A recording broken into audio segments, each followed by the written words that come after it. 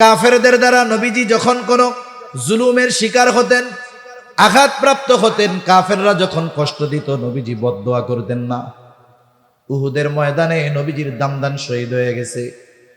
রাসূলুল্লাহ সাল্লাল্লাহু আলাইহি ওয়াসাল্লামের মুখ রক্তে রঞ্জিত হয়ে গেছে। নবীজি রক্ত মুছতেছিলেন। সাহাবায়ে কেরাম বলে, ইয়া রাসূলুল্লাহ, আপনি এদের জন্য বদদোয়া করেন। নবীজি বলেন, আমি তো রহমত হিসাবে প্রেরিত হয়েছি, অভিশাপ হিসাবে নয়। নবীজি দোয়া করলেন, আয় আল্লাহ, তারা আমার সাথে এমন আচরণ করতেছে, তারা তো জানে না। তারা যদি জানতো তাহলে আমার সাথে এমন আচরণ করতো না।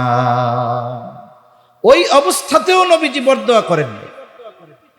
রাসূলুল্লাহ সাল্লাল্লাহু আলাইহি ওয়াসাল্লাম যখন তায়েফে গেছেন, মক্কার মানুষ যখন নবীর কথা মানে না, নবী চলে গেছেন তায়েফ, বানু সাকিব গোত্রে চলে গেছেন, যেই জায়গায় নবীজির একেবারে শৈশব কালের বড় একটা অংশ অতিবাহিত হয়েছে। ওইখানেও মক্কার কাফেররা নবীজির পেছনে দুষ্ট মানুষদেরকে লেলিয়ে দিল। নবীজিকে পাগল পাগল বলে তারা পাথর মারে। পাথরগুলো ধারালো চোখা ছিল বিধায় পাথরের আঘাতে নবীজির গায়ে ক্ষত হয়ে গেছে, রক্ত বের হওয়া শুরু হয়ে গেছে। রক্তে রঞ্জিত আমার আপনার নবী বারবার পড়ে যাইতেন, আবার উঠতেন। হযরত যায়েদ রাদিয়াল্লাহু তাআলা আনহু নবীজির সাথে একা ঠেকায় পারেন না। সারাদিন নবীজি দাওয়াত দিয়েছেন। রক্ত এত পরিমাণ বের হয়েছে যে গায়ের গোটা পোশাক ভিজে গেছে। পোশাক ভিজে, গা বেবে, পা বেবে, রক্ত পড়ে জুতার মধ্যে রক্ত ঢুকছে। ওই রক্ত শুকায় গেছে, শুকায়া জুতা পায়ের সাথে আটকে গিয়েছে। অনেক সময় আমরা ব্লাড ডোনেট করি, অনেক সময় রক্তদান করি মানুষকে। এরকমও দেখছি 100 গ্রাম 150 গ্রাম রক্ত দেহ থেকে নেওয়া হয়। অনেক মানুষ আধা ঘন্টা উঠতে পারে না, অনেকে দাঁড়িয়েছে আবার মাথা চক্কর দিয়ে পড়ে গেছে রক্ত শূন্যতায়। অথচ কত জুলুম, কত অত্যাচার, যে গোটা দেহের পোশাক ভিজে গেছে, এরপরে রক্ত বেয়ে বেয়ে পড়ে জুতার মধ্যে ঢুকছে। ওই রক্ত শুকিয়ে জুতা পায়ের সাথে আটকে গিয়েছে। নবীজি সাল্লাল্লাহু আলাইহি ওয়াসাল্লাম সারাদিন দাওয়াতি কাজ করবার পর পড়ন্ত বিকালে এক আঙ্গুর বাগানের পাশে একটু নবীজি বিশ্রাম নিচ্ছেন। জিবরাইল আলাইহিস সালাম চলে আসছে, এসে বলে, ইয়া রাসূলুল্লাহ, এই কওম আপনার সাথে কেমন আচরণ করেছে আপনার মালিক সব দেখছে। আজকে আমার সাথে নতুন একজন ফেরেশতাকে আল্লাহ তাআলা পাঠিয়েছেন। নবীজি বলেন, এইবার ওই ফেরেশতা আমার সামনে আসলো, সালাম দিল। সালাম দিয়া বলে, ইয়া রাসূলুল্লাহ, এই কওম আপনার সাথে কেমন আচরণ করেছে আপনার মালিক সব জানে। আমি পাহাড়ের দায়িত্বে নিয়োজিত ফেরেশতা, আল্লাহ তাআলা আপনার নির্দেশ পালনার্থে আমাকে পাঠিয়েছেন। আপনি যদি আমাকে নির্দেশ দেন, যারা আপনার সাথে এমন আচরণ করেছে, 2টা পাহাড় দিয়ে আমি এদেরকে পিষে দিব, একেবারে নিশ্চিহ্ন হয়ে যাবে, এদের কোনো অস্তিত্বই থাকবে না। কিন্তু নবীজি তো প্রতিশোধ পরায়ণ ছিলেন না। নবীজি ছিলেন ক্ষমার আধার। রাসূল আকরাম সাল্লাল্লাহু আলাইহি ওয়াসাল্লাম ক্ষমার গুণে গুণান্বিত ছিলেন। ওনার অন্তরটা আল্লাহ তাআলা রহমত দিয়ে, মায়া দিয়ে ভরে দিয়েছিলেন। এই জন্যই তো ওনার কাছে মানুষেরা আসতো। নবীর কাছে যারা আসতো, নবীর এই নরম আচরণের কারণে আল্লাহ তাআলা কোরআনুল কারীমের মধ্যে বলেন, ফাবিমা রাহমাতিম মিনাল্লাহি লিনতা লাহুম ওয়ালাউ কুনতা ফাযযান গালিযাল কলবি লানফাদ্দু মিন হাওলিক ফা'ফু আনহুম ওয়াস্তাগফির লাহুম ওয়াশাওিরহুম ফিল আমর। আল্লাহ রাব্বুল আলামিন বলেন, ফাবিমা রাহমাতিম মিনাল্লাহি লিনতা লাহুম, আল্লাহ তাআলার আপনার প্রতি বিশেষ রহমত যে তিনি আপনাকে নরম তবিয়তের করেছেন, দিলটাকে নরম বানায় দিয়েছেন, রহমত দিয়ে ভরে দিয়েছেন। ওয়ালাউ কুনতা ফাদ্দান গালিদাল কলবি লানফাদ্দু মিন হাওলিক, আপনি যদি কঠোর স্বভাবের হতেন, আপনি যদি রূঢ় হৃদয়ের হতেন, আপনি যদি কঠোর রুক্ষভাষী হতেন, এরা আপনার আশেপাশে কেউ আসতো না। এরা তো আপনার এই তবিয়তের কারণে, আপনার মায়া মোহাব্বত ভালোবাসার কারণে আসে। একটু যদি এদের দ্বারা উল্টাপাল্টা হয়ে যায়, আপনি তাদেরকে ক্ষমা তো করবেনই করবেন, সাথে সাথে এদের জন্য আল্লাহ তাআলার কাছেও ক্ষমা চাইবে। এমন নরম দিলওয়ালা নবী। ফিরিস্তা বলে আদেশ দেন 2 পাহাড় দিয়া এদেরকে শেষ করে দেই। নবীজি একটু আরাম করতেছিলেন, যেহেতু ক্লান্ত, এবার উনি উঠা বসছে। নবীজি ফিরিস্তার কথার জবাবে বলতেছে, কেমন যেন বলে যে তুমি তো বলতেছো যে আমাকে আদেশ দেন 2 পাহাড় দিয়ে এদেরকে নিশ্চিহ্ন করে দেই, পিষে দেই, কিন্তু এদের ব্যাপারে আমি কি আশা করি? নবীজি বলেন, বাল আরজু আন ইয়াখরুজাল্লাহু মিন আসলাবিহিম মান ইয়াবুদুল্লাহা ওয়াহদাহু ওয়া লা ইউশরিকু বিহি শাইআ। তুমি তো বলতেছো আদেশ দেন 2 পাহাড় দিয়া পিষা শেষ করে দেই, আর আমি তো এই লোকগুলার ব্যাপারে আল্লাহ তাআলার কাছে আশা করতেছি যে আল্লাহ তাআলা হয়তোবা এদের মধ্য থেকে এমন এক কওম বের করবে, এমন এক প্রজন্ম বের করবে, এমন এক জেনারেশন বের করবে যারা এক আল্লাহর ইবাদত করবে, তার সাথে কারো শরীক করবে না। সুবহান। গায়ের রক্ত শুকায় নাই, যাদের দ্বারা আঘাতপ্রাপ্ত হয়েছে তাদের ব্যাপারে সামান্য শাস্তির কথাও নবীজি বলেন নাই। এর দ্বারা বোঝা যায় তার উম্মত, হোক সে কাফের হোক সে মুমিন, প্রত্যেক উম্মতের প্রতি নবীজির কত মায়া, কত মোহাব্বত, কত ভালোবাসা। একের পর এক বলতে গেলে লম্বা কথা বলা যাবে, তবে কিছু কিছু সময় আছে 1000 জনের চাইতে 1 জনের কথার মূল্য বেশি, ঠিক কিনা বলেন? নবীজি যে আমাদের ভালোবাসে, দুনিয়ার সব কিছু একদিকে রাখেন, নবীজি যে আমাদের ভালোবাসে, এই ভালোবাসার কথা আমাদের জানিয়ে দিয়েছেন আল্লাহ। নবী যে আমাদের ভালোবাসেন এই খবর দিছেন কে? জোরে বলেন না, কে? আল্লাহ তাআলা দিয়েছেন। আল্লাহ তাআলা কি বলেন? আল্লাহ রাব্বুল আলামিন বলেন, লাকাদ জাআকুম রাসূলুম মিন আনফুসিকুম আজিজুন আলাইহি মা আনিতুম হারিসুন আলাইকুম বিল মুমিনিনা রাউফুর রহিম। আল্লাহ তাআলা বলেন, লাকাদ জাআকুম রাসূলুম মিন আনফুসিকুম, তোমাদের মধ্য থেকে তোমাদের জন্য এমন একজন রাসূল এসেছেন, এমন একজন রাসূলের আগমন হয়েছে।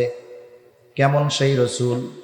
1 নাম্বার গুণ আল্লাহ তাআলা বলেন, আজিজুন আলাইহি মা আনিতুম, তোমাদের জন্য যেটা কষ্টের সেটা তার জন্য কষ্টের। তার মানে তোমরা যেটাতে কষ্ট পাও নবীজিও সেটাতে কষ্ট পায়। তার মানে সমব্যথী, তোমরাও যেটাতে কষ্ট পাও নবীজিও সেটাতে কষ্ট পায়। আলহামদুলিল্লাহ। এখন কথা হলো, একজনের কষ্টে আর একজন কষ্ট পায় কেন? এটা কিভাবে সম্ভব? একজনের ব্যথা আর একজন অনুভব করে কেমনে? কিভাবে সম্ভব? বলে সম্ভব যদি সম্পর্কটা মোহাব্বতের হয়, ভালোবাসার হয়, ঠিক কিনা বলেন? মোহাব্বতের সম্পর্কের কারণে অনেক সময় আরেকজনের কষ্টে মানুষ কষ্ট পায়, আরেকজনের ব্যথায় মানুষ ব্যথিত হয়। যেমন মনে করেন একজন মানুষ, তার একটা বাচ্চা আছে, বয়স 2 বছর বা 2.5 বছর, ছোট বাচ্চা, গভীর রাত, প্রত্যন্ত অঞ্চল, গাড়ি ঘোড়া পাওয়া যায় না, দোকানপাট খোলা থাকে না, গভীর রাত। 2 বছরের বাচ্চা প্রচন্ড রকমের জ্বরাক্রান্ত হয়ে গেছে, এত অসুস্থ যে তার চোখ দুটো মনে হয় ফুটে বের হয়ে যাবে। জ্বরের তীব্রতায় বাচ্চাটা আহ আহ করতেছে, কিন্তু মা বাবা অপারগ, আশেপাশে কোনো বাজার নাই, দোকান নাই, আবার সন্তানকে নিয়ে মেডিকেলে আসবে, লম্বা পথ পাড়ি দিয়ে আসার উপায় নাই। রাত 2টা-3টা বাজে, অপেক্ষা করতেছে কখন সকাল হবে। ওই অসুস্থ সন্তান কষ্টে, জ্বরের তীব্রতায় কষ্ট পাচ্ছে, পাশে বসে আছে তার মা বাবা। বলেন তো, ওই অসুস্থ ছোট বাচ্চাটা অসুস্থতার কারণে যত কষ্ট পায়, তার চাইতে পাশে বসে থাকা মা বাবা কষ্ট কম পায় নাকি বেশি পায়? কি বলেন তো? যারা বিয়া করে নাই, বাচ্চা হয় নাই, তারা তো এটা বুঝবে না। যে বিবাহ করেছে, যার বাচ্চা আছে, তাকে জিজ্ঞাসা করবেন, এই মুহূর্তে তার মন চাইবে যে অসুস্থ আমি হয়ে যাই কিন্তু আমার সন্তানটা সুস্থ হয়ে যায়। সম্রাট জহিরুদ্দিন বাবর এই উপমহাদেশে, যার মাধ্যমে মোগল সাম্রাজ্যের গোড়পত্তন ঘটেছিল। আসলে আমরা মোগল সম্রাটদের ইতিহাস পড়ি, আমরা ইতিহাস পড়ি কাদের? ইসলামের ইতিহাস পড়ি আমরা। তবে লিখেছে কারা এই ইতিহাস? বলে এই ইতিহাস লেখছে হলো অমুসলিম যারা, তারা। আমি একটা উদাহরণ মাঝে মধ্যে দিতাম, যে মাঝে মধ্যে বলি, মনে করেন একজন কট্টর বিএনপি আওয়ামী বিদ্বেষী, ওকে বলা হয়েছে তুমি শেখ মুজিবুর রহমানের জীবনীটা লেখবা। আর অপর পক্ষের একজন আওয়ামী লীগ কট্টর বিএনপি বিদ্বেষী, ওরে দেওয়া হয়েছে তুমি জিয়াউর রহমানের জীবনীটা লেখবা। এরা দুইজন যদি এই দুই ব্যক্তির জীবনী লেখে, কি পাবেন বন্ধু? অবস্থা খারাপ হয়ে যাবে না? তাইলে ইতিহাস হলো মুসলমানদের, লেখছে অমুসলিমেরা। তাহলে বোঝা গেল এই ইতিহাসের মধ্যে বাস্তব ইতিহাস নাই। ইতিহাসের রন্ধ্রে রন্ধ্রে তারা ইসলাম বিদ্বেষিতা ঢুকিয়ে দিয়েছে। সামান্য একটা বিষয় যদি সামনে আনি তাহলে বুঝতে সহজ হবে। আমাদের দেশে ইসলামের ইতিহাস অনেক বইয়ে, অথবা উপমহাদেশে ইসলামের ইতিহাস, এইরকম শিরোনামের বইয়ে মোগল সম্রাটদের ইতিহাস আছে। একেবারে সম্রাট জহিরুদ্দিন বাবর থেকে নিয়ে সর্বশেষ যিনি প্রতাপ প্রভাবের সাথে মোগল সাম্রাজ্য পরিচালনা করেছেন, যার পরে মোগল সাম্রাজ্যের অধপতন এবং দুর্বলতা পরিলক্ষিত হয়েছে, সর্বশেষ যিনি প্রতাপের সাথে রাষ্ট্র চালিয়েছেন তিনি হলেন সম্রাট আওরঙ্গজেব বা সম্রাট আলমগীর। এনার পরে মোগল সাম্রাজ্য ডাউন হয়েছে একেবারে অল্প কয়েকদিনের মধ্যে। জহিরুদ্দিন বাবর থেকে নিয়ে সম্রাট আলমগীর পর্যন্ত আপনি যদি ইতিহাস পড়েন, যদি 200 পৃষ্ঠা মোগল সম্রাটদের ইতিহাস লেখা থাকে, এর মধ্যে 150 পৃষ্ঠা লেখা থাকবে আকবরের বন্দনা, সম্রাট আকবরের বন্দনা লেখা থাকবে। বাকি 50 পৃষ্ঠা বাকি সবার ব্যাপারে লেখা থাকবে।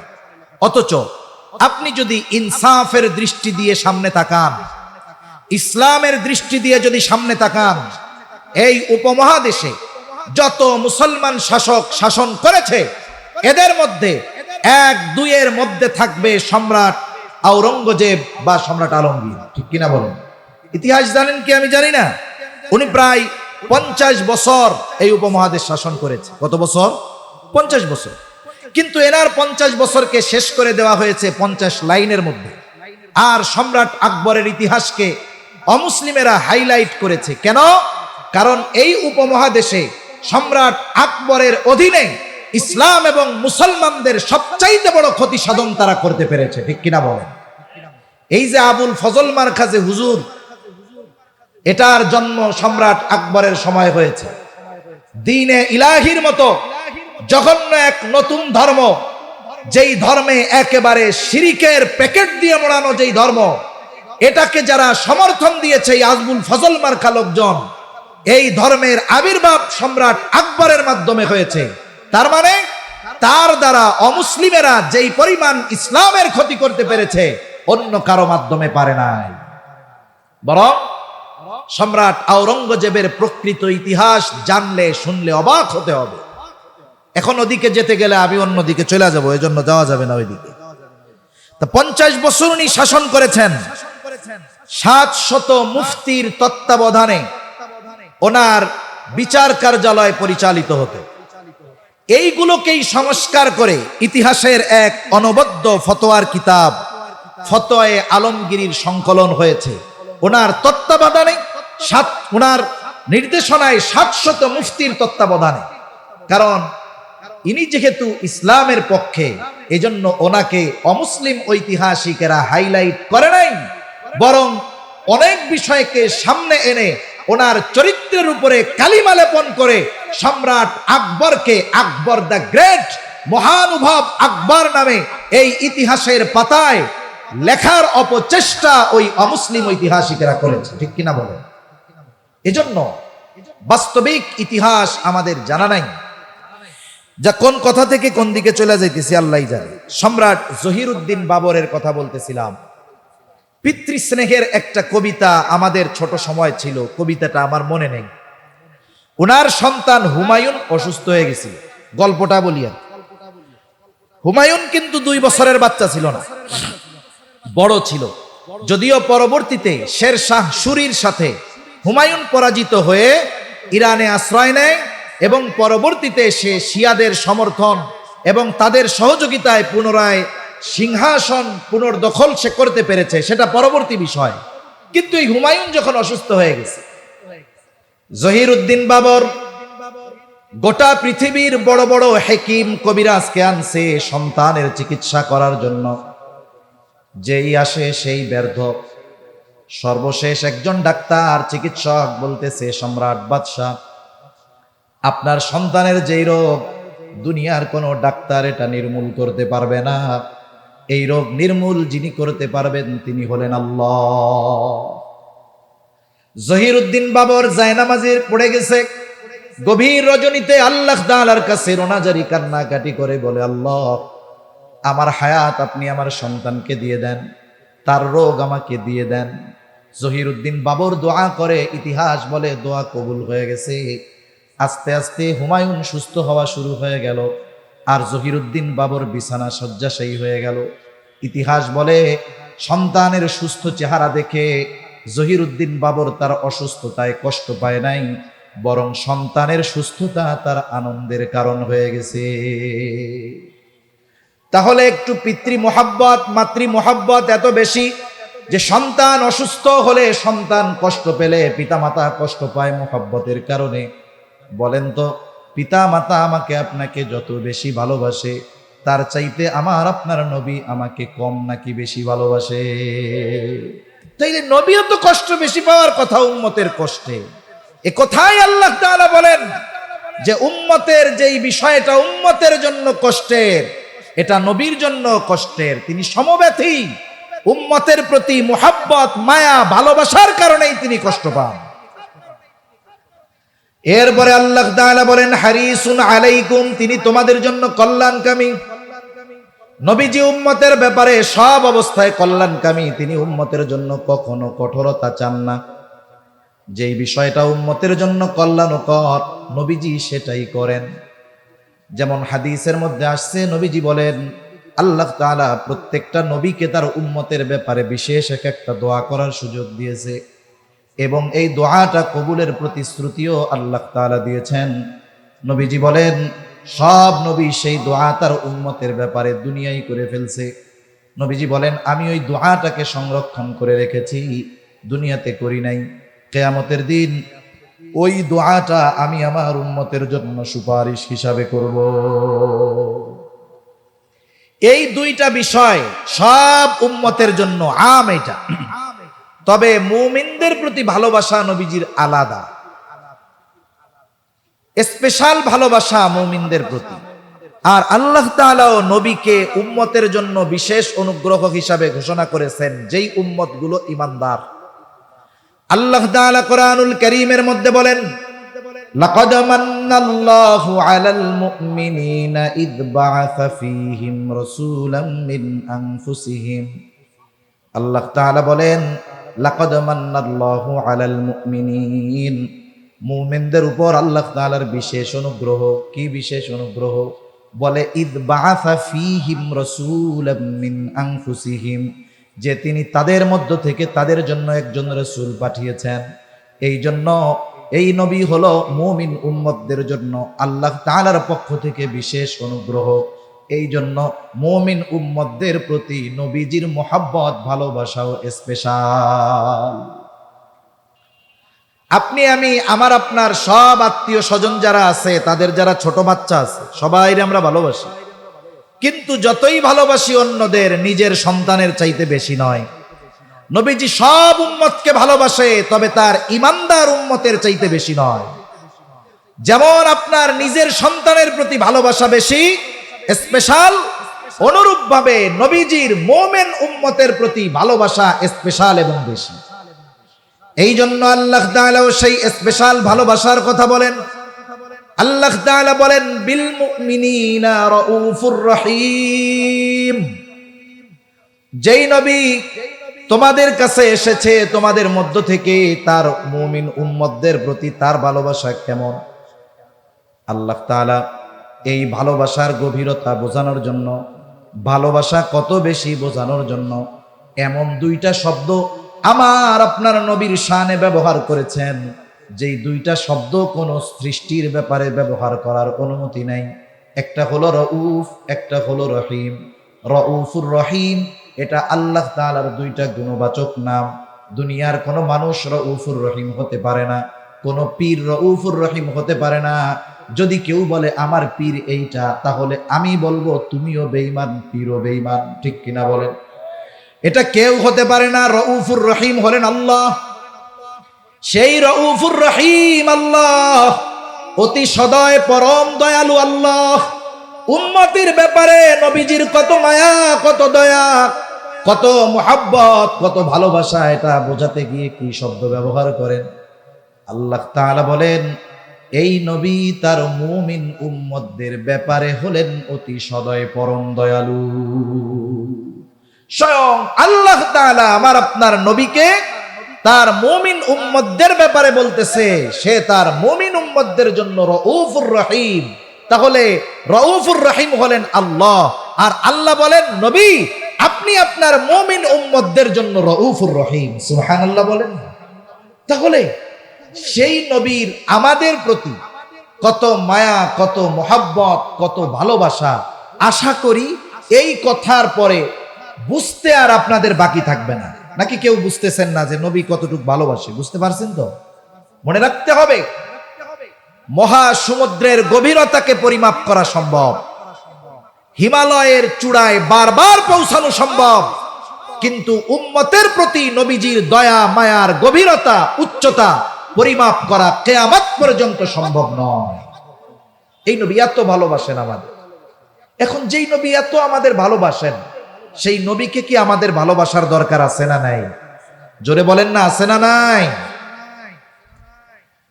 সেই নবীকে ভালোবাসা মুমিনের ঈমানের দাবি। সম্পর্কজনিত ভালোবাসা অনেক সময় আপ হতে পারে, ডাউন হতে পারে। আমার বাবা মা আমার কাছে সর্বোচ্চ ভালোবাসা পাবে, কিন্তু দ্বীনের কারণে বাবার বিরুদ্ধে আবার অস্ত্র ধারণ করা যাবে। ঠিক কিনা বলেন?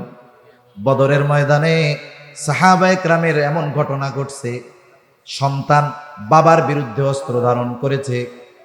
এই জন্য মনে রাখতে হবে দুনিয়ার সম্পর্কের ভালোবাসা আপ ডাউন হয়, কিন্তু নবীর প্রতি উম্মতের ভালোবাসা আল্লাহর কসম ডাউন হওয়ার কোনো সুযোগ নাই, শুধু আপ হইতে হবে।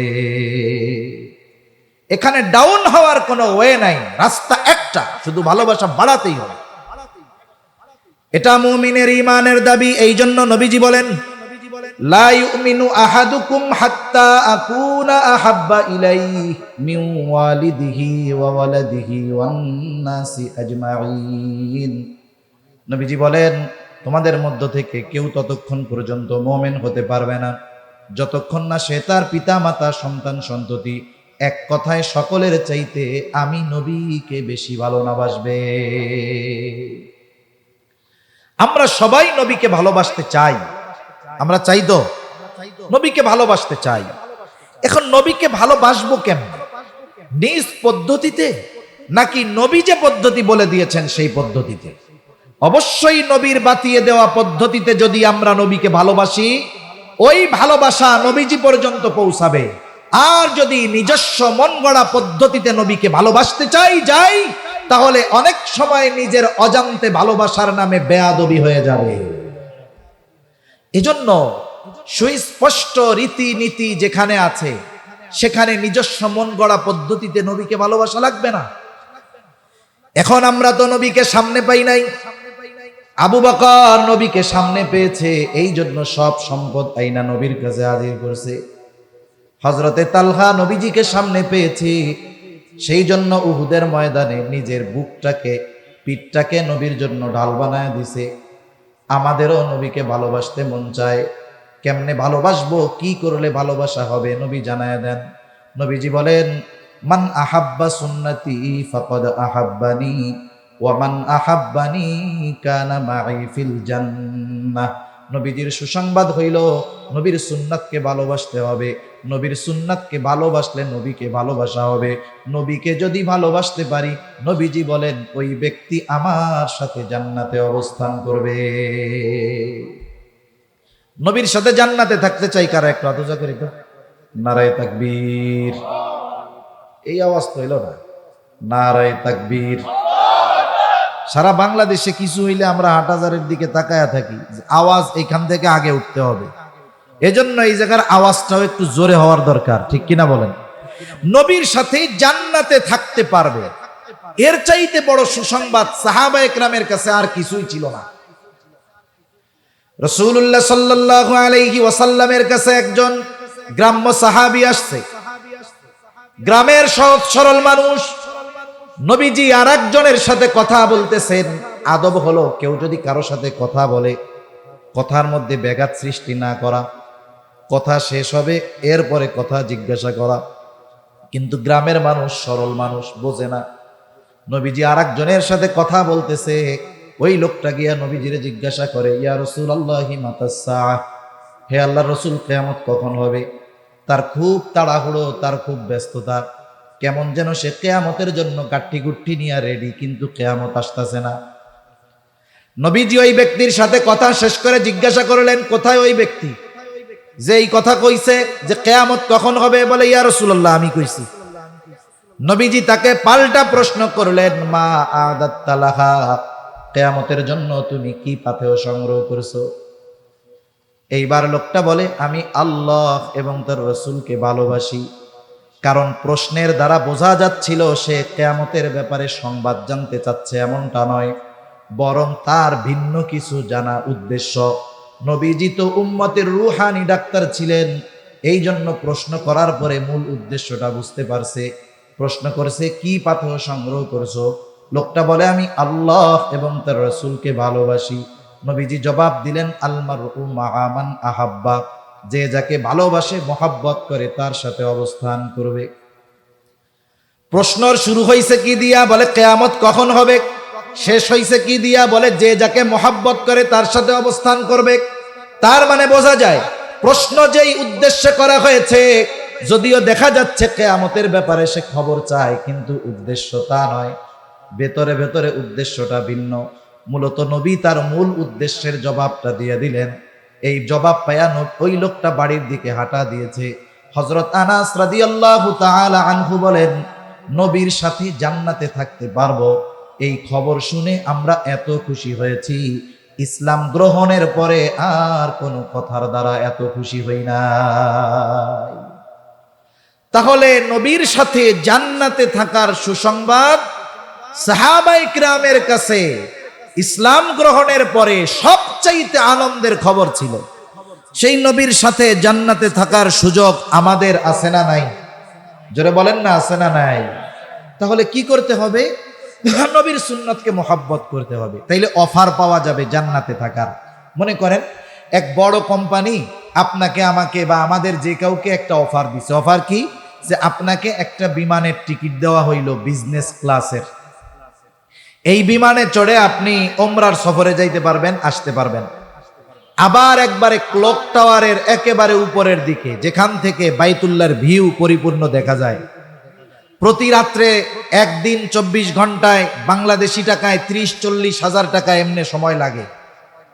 এই হোটেলে 5 দিন থাকার সুযোগ আর বিজনেস ক্লাস বিমানে যাওয়া আসার সুযোগ। বড় অফার না? অফার তো পাইছেন। এখন আপনার আমার কাছে পাসপোর্টও নাই, ভিসাও নাই।